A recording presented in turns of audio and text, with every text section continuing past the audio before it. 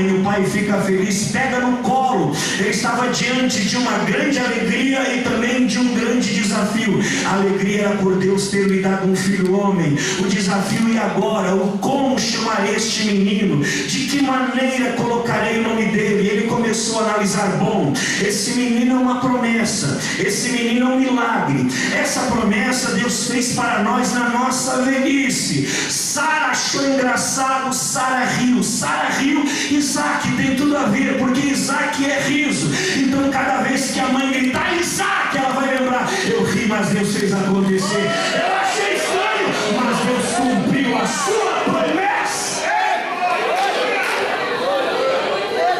As pessoas terão que entender que o teu milagre, por mais estranho que pareça, Deus vai fazer acontecer em tua vida. Isaac nasce, Isaac cresce, e Deus é com Isaac. Interessante, pastor Osni, que por algumas vezes na Bíblia Sagrada, pastor Geraldo, nós vamos ver a seguinte expressão: Deus se expressando da seguinte forma: eu sou Deus de Abraão, eu sou Deus de Isaac e eu sou Deus de Jacó.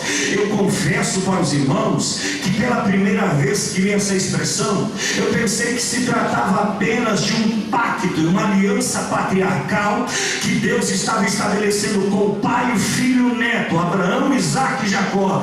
Mas depois eu comecei a meditar e eu pude entender que essa expressão ao qual Deus dizia frequentemente: eu sou Deus de Abraão, de Isaac e de Jacó, tinha um fundo muito mais profundo, irmão.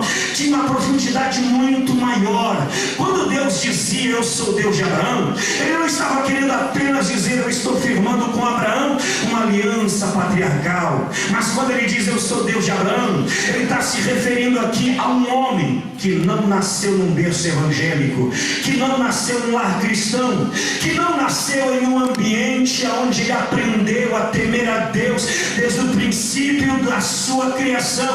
Não, Abraão foi ter um encontro com Deus já numa certa idade, já mais de meia idade. Abraão foi ter um encontro com Deus, e a partir daí começou a andar com Deus, e Deus chama Abraão e leva Abraão para onde queria. Portanto, quando eu vejo a Bíblia Sagrada dizendo: eu sou Deus de Abraão, eu vou estar vendo Deus dizendo: eu sou Deus daqueles que, muito embora não nascerem em um ambiente que aprenderam a me temer Deus do princípio, mas eu sou Deus daqueles que no meio da vida, na jornada da vida, eu tive encontro, eu estabeleci uma chamada, eu chamei para a minha presença e convoquei para andar nos meus caminhos. Eu posso dizer que sou um Abraão da vida, irmãos, porque eu não nasci num ambiente cristão. Eu não tive a alegria de servir a Deus desde o princípio da minha infância, mas lá pelas tantas da vida Deus me chamou, Deus estabeleceu um chamado para a minha vida, resolveu transformar a minha história e tirou da onde eu estava. Eu posso dizer que Deus é Deus de Abraão, é o Deus daqueles que vêm depois, é o Deus daqueles que conhecem o Senhor no meio do caminho, é o Deus daqueles que não nasceu em um ambiente onde aprendeu desde pequeno, mas pegou carona, como se diz, pegou a fila andando, mas também alcançou promessa, mas também foi fruto de promessa de Deus. Agora, se por um lado Ele é o Deus de Abraão, o Deus daqueles que se rende ao Senhor na metade da vida, na jornada da vida, Ele logo depois vai dizer: mas eu também sou Deus de Isaac.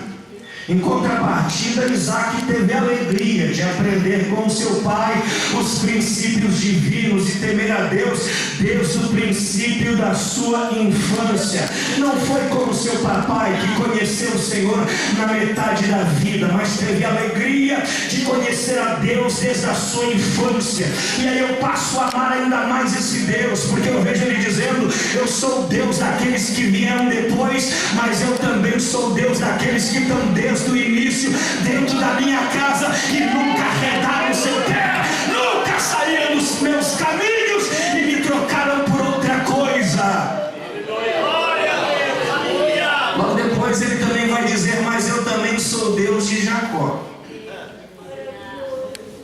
Se por um lado Abraão é aquele que veio no meio da vida, se Isaac é aquele que nasceu em berço, aonde a família temia Deus e andava nos caminhos do Senhor, Jacó é aquele que nasceu em um ambiente onde era ensinada a palavra de Deus, mas resolveu por um momento da vida aventurar e começar a fazer tudo aquilo que estava contrário à vontade de Deus, e saiu da direção de Deus e quebrou ali alguns regulamentos estabelecidos por Deus e tentou tirar vantagem de acordo com a sua inteligência, a sua astúcia, a sua esperteza.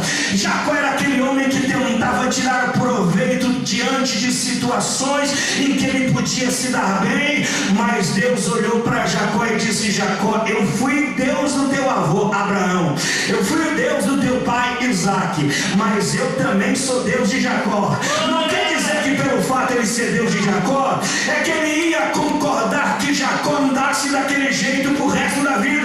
Negativo. Tanto é que Deus marca um encontro com Jacó lá no Val de Jaboque, e lá muda a história de Jacó de uma vez por todas. Deus, o Deus de Abraão, o Deus de Isaac, também é o Deus daqueles que muitas vezes dá aquela derrapada, dá aquela saidinha. Como diz o provérbio popular, que dá aquela saidinha fora da casinha e depois Deus vai lá e traz ele de volta. Jacó tinha dado uma saidinha fora, mas lá no Val de Jaboque Deus pegou ele de jeito, e pegou sozinho, irmão. Não teve outro jeito. Para lutar com Deus tem que ter sozinho, tem que ser sozinho. Ele atravessou a família, voltou para o Val de Jaboque e começou a lutar, e começou a lutar, e começou a lutar. Amanheceu o dia, o anjo disse: eu preciso ir. O dia já amanhece, a alva vem chegando, está clareando tudo, eu preciso ir. E Jacó diz: não, eu só deixo você ir se você me abençoar. Eu vou te abençoar, mas eu só abençoo quem tem identidade. Qual é a tua? Eu só abençoo aquele que tem uma identidade. Qual é a tua? Por que Deus falou com ele, Jacó, daquele jeito? Porque na sua casa ele era Jacó, roubou a sua bênção, roubou a bênção do seu irmão, dizendo que era Esaú. Mas agora estava no Val do Jaboque, onde ele tinha que assumir a sua verdadeira identidade.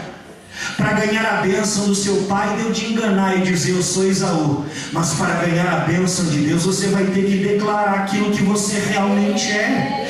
Quer mudança, quer vitória, abre o teu coração, não esconde nada de Deus, fala aquilo que você realmente é. Se eu sou Pedro, não dá para receber a bênção como João, e se eu sou João, não dá para receber a bênção como Antônio.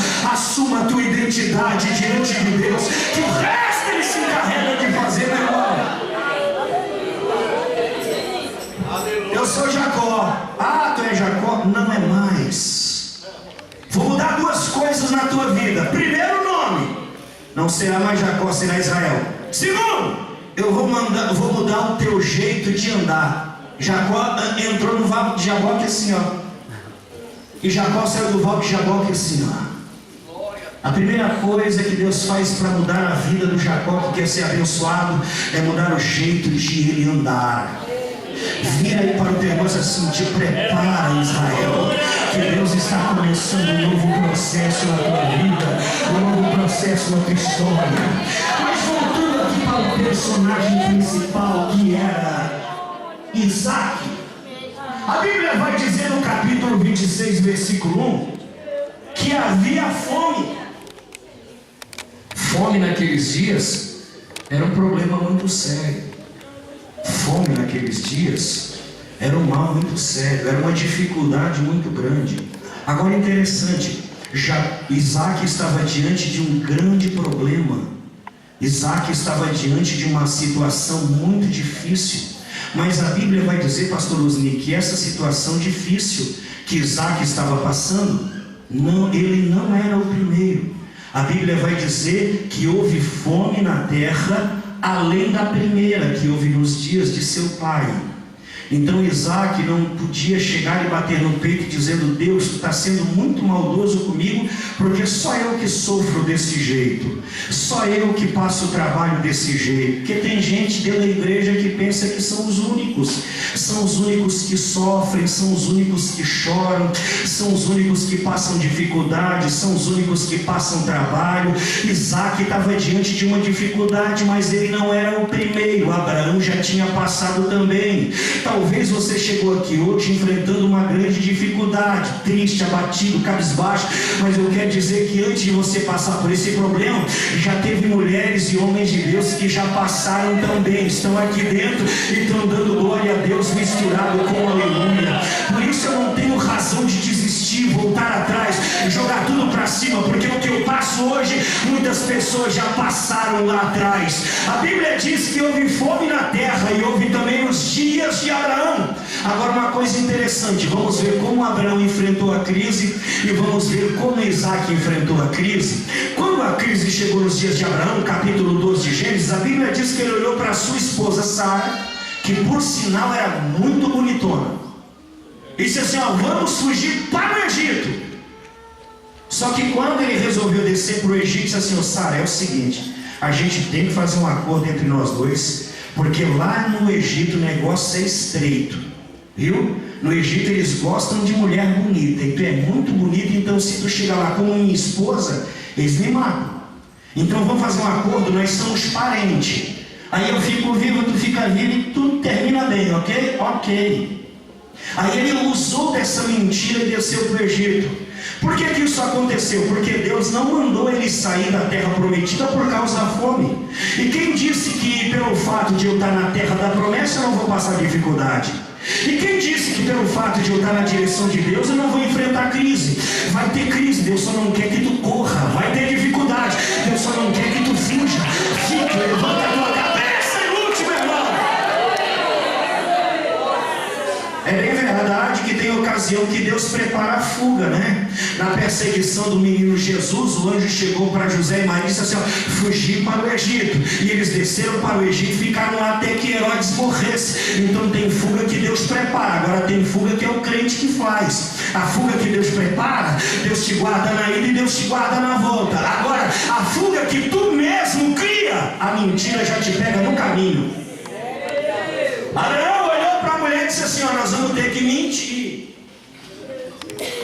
Só que a mentira, irmãos, eu costumo dizer que ela dura só até a hora que a verdade chega. A verdade chegou, não teve como Abraão sustentar a sua mentira. Interessante, enquanto Abraão estava na terra prometida, Deus falava. Abraão desceu para o Egito, Deus nunca mais falou com ele. Abraão subiu do Egito para a terra prometida, Deus voltou a falar com ele. Quer que Deus fale contigo? Fica onde Deus te colocou. Quer que Deus direcione a tua vida? Fique onde Deus te colocou, meu irmão. Então Abraão resolve uma crise com auxílio da mentira. Agora eu costumo dizer: pai, mãe, cuida com aquilo que tu faz, com aquilo que tu fala, porque isso vai refletir na vida do teu filho. Anos mais tarde, capítulo 26, a Bíblia diz que houve agora uma segunda fome, e agora foi com o filho Isaac. Isaac agora também estava diante da mesma crise. Ele ficou pensando: como é que eu vou enfrentar essa crise? Ele parou para pensar: papai já passou por essa, e papai resolveu fugindo, e papai resolveu mentindo, então vou mentir e vou fugir. Chamou a sua esposa Rebeca, que por sinal também era muito bonita. Os crentes são abençoados, né, irmão? Mulher crente não casa com homem feio, e homem crente não casa com mulher feia. Vale glória a Deus aí, irmãs? Amém? Amém. Aproveita, o elogio foi de graça, tá? Não estou cobrando não. Então o crente é abençoado, né, irmão? Ele teme a Deus, até a varoa bonita Deus prepara para ele, até o varão abençoado, bonitão, Deus prepara para ela. O pai teve a alegria de casar com uma varoa bonita, e Deus prepara uma varoa bonita para o filho também. Ele olhou para Rebeca e disse assim: eu vou morrer. Se nós chegar lá no Egito, muito embora a gente vai dar uma passadinha em Gerar, se eu chegar lá no Egito contigo dizendo que é minha mulher, eles me matam. Vamos fazer um acordo? Nós somos parentes. Aí fica tudo certo. Então tá bom. E ele foi para o Egito, só que na ida para o Egito, ele fez uma pequena pausa em Gerar, uma cidade de Gerar, uma cidade pequena, era a cidade de Filisteus. E essa cidade de Filisteus era dominada por Abimeleque. Abimeleque era o rei de Gerar, e o nome Gerar significa lugar de pernoite. Falar de lugar de pernoite é falar lugar de pousada. Falar de pousada é falar de um hotel, de uma hospedaria, de uma pensão onde a pessoa passa e vai só por de passagem, está ali só de passagem. A sua passagem ali é muito breve. Então Gerar significa isso, lugar de passagem, é só uma passagem. Ele chegou em Gerar, a intenção dele era descer para o Egito, só que Deus olhou lá de cima, porque lá em cima tem um Deus que cuida, não tem? Lá em cima tem um Deus que sonda, não tem? Lá em cima tem um Deus que está guiando os teus passos, não tem? Lá em cima tem um Deus que sabe onde tu está indo, não tem? Deus olhou para baixo e disse assim: eu já sei onde essa história vai terminar. Eu já vi lá atrás onde ela terminou. Então, para que não termine da mesma forma, eu vou intervir na história. Aí ele aparece para Isaac e faz 3 propostas para Isaac, que é muito bacana. A primeira proposta diz assim: Isaac, se tu ficar aqui, eu vou ser contigo. Sabe o que significa isso? Eu vou ser contigo? Esse fato aqui que Deus está dizendo, eu vou ser contigo, ele está dizendo assim: ó, eu vou estar junto contigo. A minha presença vai estar contigo. É eu e tu. Então, irmãos, tem coisa melhor do que a presença de Deus? Não tem privilégio maior para o cristão do que desfrutar da presença divina. Eu penso que antes de qualquer bem material aqui nessa vida, a presença de Deus vem em primeiro lugar. Deus aparece para Isaac e diz: Isaac, fica, que eu vou estar junto contigo. E outra coisa, Isaac, se tu ficar aqui, eu vou te abençoar. Terceiro, Isaac, se tu ficar aqui, toda essa terra que o teu pé está pisando, é onde teus olhos conseguem alcançar, eu vou dar para ti e para os teus descendentes, como já jurei para o teu pai Abraão que vos daria. Opa! Então, se tem tudo isso de bênção para eu não descer para o Egito, eu fico. E o que é que Deus faz para o crente não descer para o Egito, gente? Às vezes o crente é ingrato, né, pastor Rosnir? Às vezes o crente é ingrato. Deus dá bênção, Deus derrama a bênção, Deus dá vitória, abre o céu, batiza, enche o Espírito Santo, dá dom, oportunidade, dá emprego, dá casa, dá família, dá filho, dá vestido bonito, sapato bonito, roupa bonita. Olha aí, pastor Rosnir, que sapato bonito que ele está. Olha a gravata dele, o terno dele. Não está ajeitado, irmão? Deus é bom, não é? Deus é bom, irmão. Deus dá tudo aquilo que o crente quer e faz tudo possível para o crente não descer para o Egito. Isaac avaliou: opa, a proposta dele é boa, vou ficar em Gerar. Não desça para o Egito, porque a proposta dele ainda continua sendo a melhor. Continua sendo a melhor a proposta do nosso Deus. Agora, interessante, sabe o que é? É que Isaac ficou. Deus fez para Isaac uma promessa. Aqui, ó. Se Isaac fosse alguns crentes malandros que eu conheço aí da atualidade, sabe o que ele ia fazer? Cruzar o braço e dizer: quem tem promessa não morre. Ei, não quero jogar um balde de água fria aqui nesse congresso, mas o cemitério está cheio de gente com promessa. Sabia disso? Está cheio de gente com promessa. Como assim, pastor? Porque Deus fez a promessa e ele cruzou o braço. Siga o exemplo de Isaac. A Bíblia diz que Isaac recebeu de Deus a promessa, mas naquele mesmo ano ele semeou. Quer colher o fruto da promessa? Vai semear, crente. Vai semear na oração, vai semear na consagração, vai semear na adoração. Te coloca na presença de Deus. Faz a tua parte, que o Deus Todo-Poderoso vai fazer a dele. Semeia. A Bíblia diz que Isaac semeou. Agora, sabe o que é que me deixa encantado com essa história?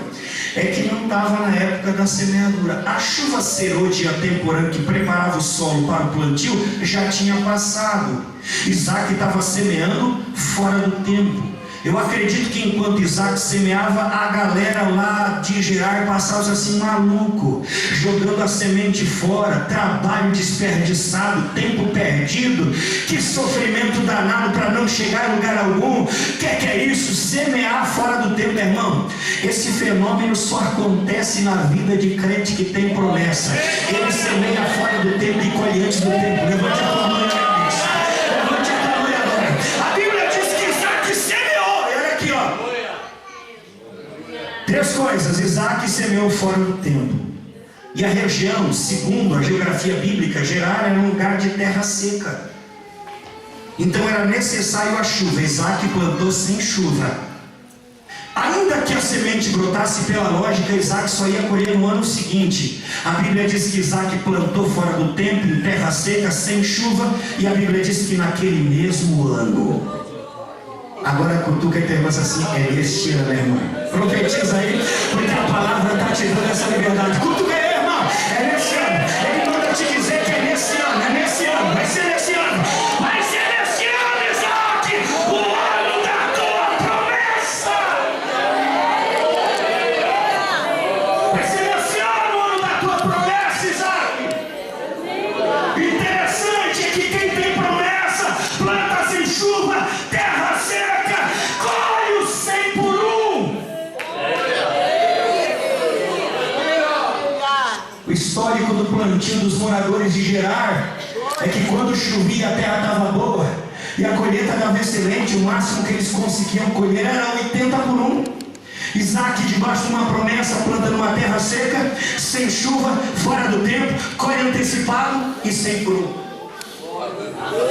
Por que isso, pregador? Porque com Deus é assim mesmo: ou tudo ou nada. Ou tudo ou nada. Interessante, irmão, que além de Isaac plantar em terra seca, sem chuva, colheu antes do tempo um percentual de 100 por 1, o tudo ou nada de Deus. A Bíblia diz que Isaac também, o que ele fez? Cavou. Acabei de dizer que aquela era uma região desértica, seca. Para achar um lençol freático não era com duas conversas.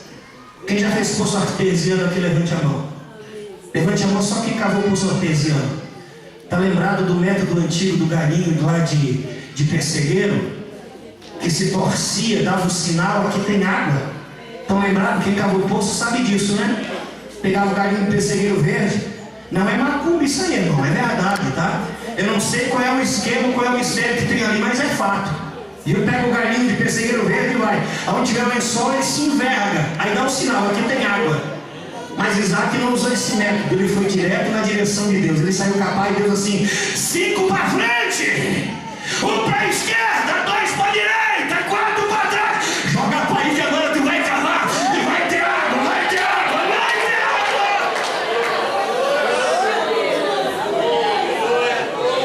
Deus faz de tudo para te não descer para o Egito. Ele te dá água, Ele te dá colheita fora do tempo. Ele faz você colher o 100 por 1. Estava tudo bem, irmão, estava tudo bem, estava tudo indo uma bênção. Eu vou ter que terminar, não sei se vou conseguir encerrar essa mensagem. Mas a Bíblia diz que quando Isaac estava no auge, estava na bênção, a Bíblia diz que os filisteus o invejaram. Os mesmos que invejaram seus pais. As figurinhas sempre são as mesmas, né? Só troca o cenário, mas as figurinhas é a mesma. Só trocou a liderança, mas as figurinhas eram a mesma. O mesmo que invejou, os mesmos que invejaram Abraão, agora se levantaram contra a promessa e a bênção de Isaac. Foi Abimeleque disse assim: ó, o homem está grandão. Irmão, quem é invejoso não consegue ver com alegria o crescimento daquele que tem promessa divina. Mas eu vim aqui nessa noite te dizer, com muita propriedade e temor de Deus, querendo invejoso ou não, tu vai crescer em nome de Jesus. Tu vai crescer, tu vai colher, tu vai cavar, tu vai achar água. Deus manda te dizer, querendo invejoso ou não, tu vai crescer, Isaac.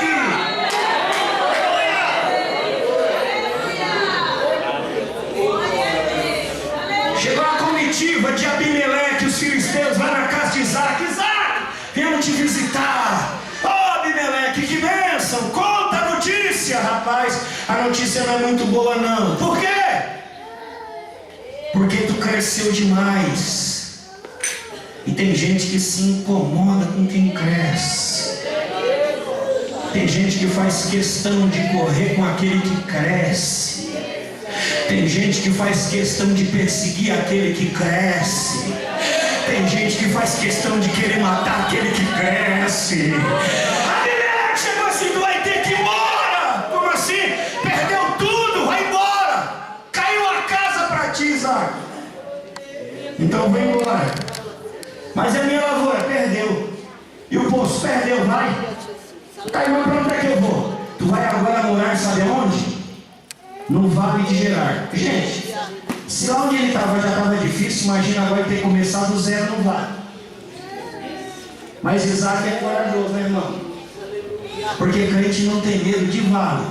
Cutuca o irmão assim, Isaac, tu não pode ter medo de vale. Cutuca aí, profetiza para ela, vai, diz aí, Isaac. Tu não pode ter medo de começar do zero no vale se Deus permitir você ir para lá. Perdeu tudo. Isaac olhou para Abimelec e disse, eu vou. Duas condições. Primeiro, eu vou botar um apelido aí nesse poço. Segundo, Deus que veio comigo, vai comigo. Esse não larga. Eu deixo o poço, deixo a lavoura, mas ele eu não deixo. Eita! Coisa de crente pentecostal assembleano. Levante a tua mão e agora. Perde tudo, mas não perde Deus. Perde dinheiro, mas não perde Deus. Perde carro zero, mas não perde Deus. Perde emprego, mas não perde Deus. Levante a tua mão e adora, igreja. Perca tudo, mas não perca Deus. Esse é o erro. E outra coisa, vou chamar o poço de Ezeque. Ezeque significa inveja. E é bem isso que vocês fazem. Vocês não conseguem nada cavando. Vocês não, aqui era Isaac falando com Abimelec, os filisteus, tá aí?